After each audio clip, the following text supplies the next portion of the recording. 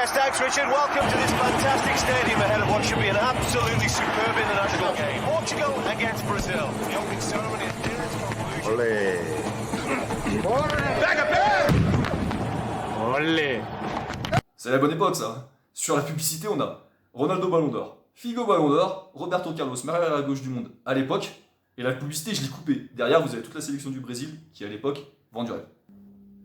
Hola a todos, j'espère que vous allez bien. Aujourd'hui, on se retrouve pour parler du Brésil. D'ailleurs, j'ai un maillot du Brésil, numéro 23. Si tu trouves qui c'est, dis-le moi en commentaire. Petit indice, il y a 4 étoiles.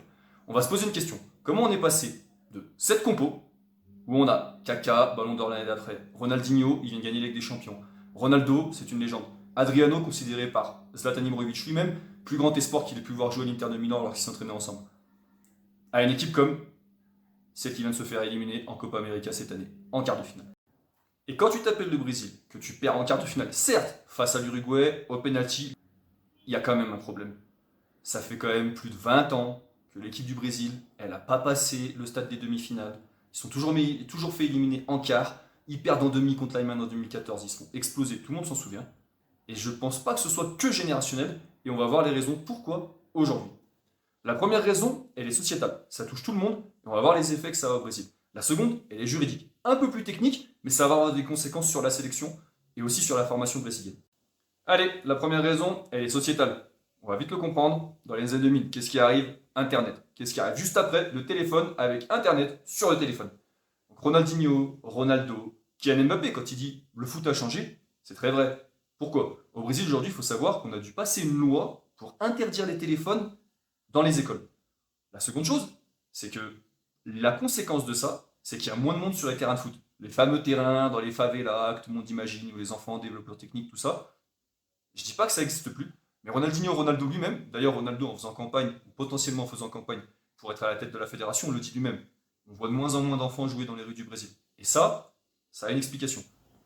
L'illustration de la diversification des centres d'intérêt, elle est incarnée par Neymar. Joueur de football, joueur de poker.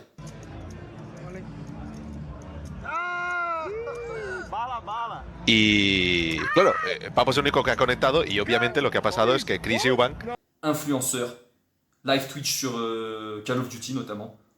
Voilà, on a tout résumé quand on a dit ça. Bon, on vient de voir que la diversification des centres d'intérêt, ça diminue le nombre de jeunes footballeurs qui vont jouer dans les rues au Brésil. Autre chose, il y a la privatisation des choses au Brésil, aussi qui peut jouer là-dedans. Je l'ai vécu personnellement. Vous allez à Copacabana, les fameuses images des gens qui jouent au football, au foot-volley, au foot-sable, ce que vous voulez. Donc aujourd'hui, quand vous y allez, vous avez un panneau avec un numéro de téléphone et on vous dit contactez ce numéro par WhatsApp pour organiser un match, ça vous coûtera 10 € le match. Il y a un peu moins de spontanéité.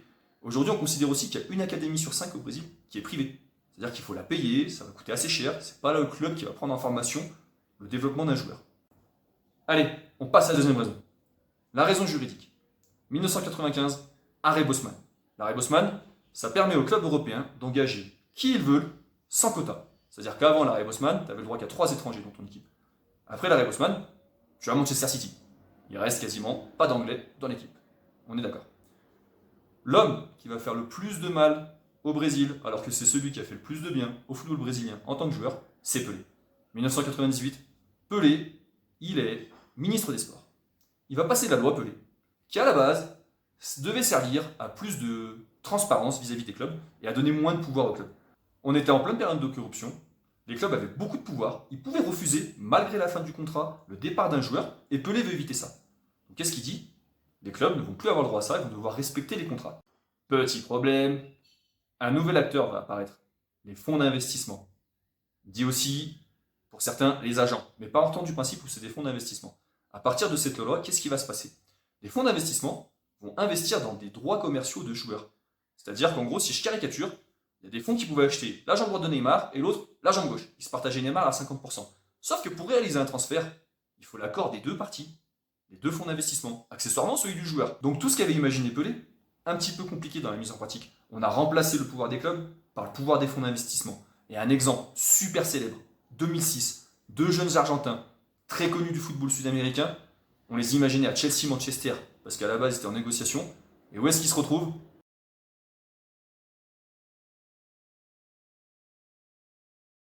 Ouais, pour ceux qui s'en souviennent pas, Tevez, Mascherano, ils arrivent à West Ham. improbable. Personne s'imaginait ça. Pourquoi? Parce que fonds d'investissement qui détient les deux joueurs ont décidé d'avoir des négociations plus approchées avec West Ham. Et pourquoi? Super facile à comprendre, la commission. It's Tevez, and it's absolutely magnificent. What a way to get your first goal. What a day to do. Du coup, cette loi Pelé, elle apporte un autre problème. Les clubs brésiliens, ils veulent plus investir dans la formation des joueurs, puisqu'ils disent, moi je vais former un joueur, il va partir à 17 ans. Vinicius, parti à 17 ans. Rodrigo, parti à 17 ans. Estevao, qui va partir à Chelsea, 17 ans. Les mecs, ils ont fait 40 matchs pro maximum. Et à ce qui a 17 ans, 40 matchs pro, c'est énorme. Hein. Et ils partent.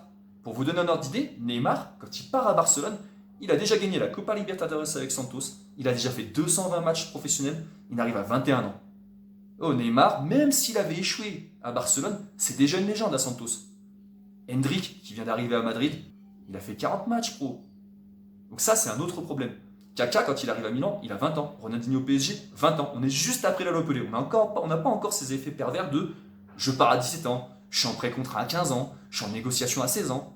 Donc mis bout à bout, on a l'impression que les joueurs brésiliens, ils sont européanisés. Mais c'est vrai, ils arrivent plus tôt dans les clubs européens. Donc toute la post-formation, elle se passe en Europe.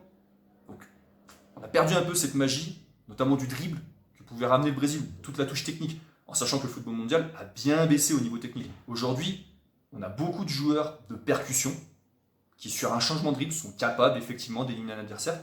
Par contre, des joueurs dribbleurs qui, sur un geste technique, pas une accélération, hein, sont capables d'éliminer, il y en a moins. Autre preuve que le niveau technique a baissé, citez-moi un joueur de coup franc qui marque plus de 5 coups francs dans la saison. Ça n'existe plus. On a moins de temps à consacrer à ça. Aujourd'hui, le football s'est athlétisé. D'ailleurs, dans une conversation que j'avais avec Juan Carlos Paz Garcia, qui est un ancien international bolivien ici, il me disait on a inversé la pyramide. À mon époque, donc il a joué dans les années 90, on plaçait technique, physique, tactique. Il me dit aujourd'hui, on place physique, tactique et enfin technique dans le football. Et il y a un autre endroit où on s'aperçoit que le Brésil perd en qualité. En tout cas, de mon avis personnel, je vais vous montrer un CV.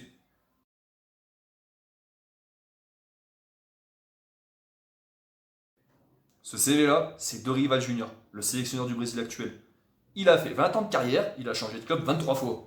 Je caricature, mais si tu comptes, on n'est pas loin de la vérité. On vient de voir une raison sociétale pour laquelle ça explique que le Brésil a des difficultés. La raison juridique, on vient d'en parler.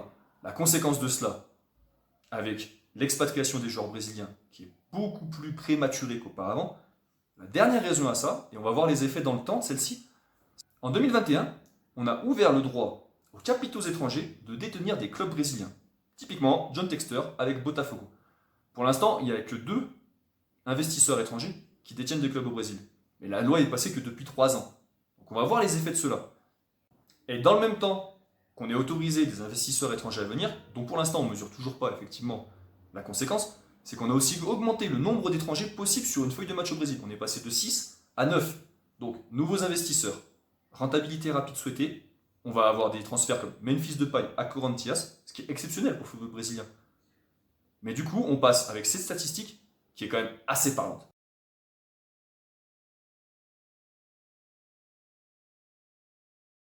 Donc en conclusion, entre les raisons sociétales, les raisons juridiques qu'on vient d'expliquer, les conséquences de cela, plus l'arrivée de capitaux étrangers dans le championnat brésilien, comment va se passer la relève et la formation brésilienne? Personne ne peut l'imaginer pour l'instant. En tout cas, on va leur souhaiter bonne chance pour la suite, parce que pour le moment, compliqué. Dans tous les cas, si tu es arrivé jusqu'ici, je te remercie d'avoir regardé la vidéo jusqu'à la fin. N'hésite pas à t'abonner parce que ça va continuer à parler du football sud-américain. On a notamment les éliminatoires de la Libertadores qui arrivent. On a un petit strong guest, Salvador de Bahia. On va peut-être aller au stade.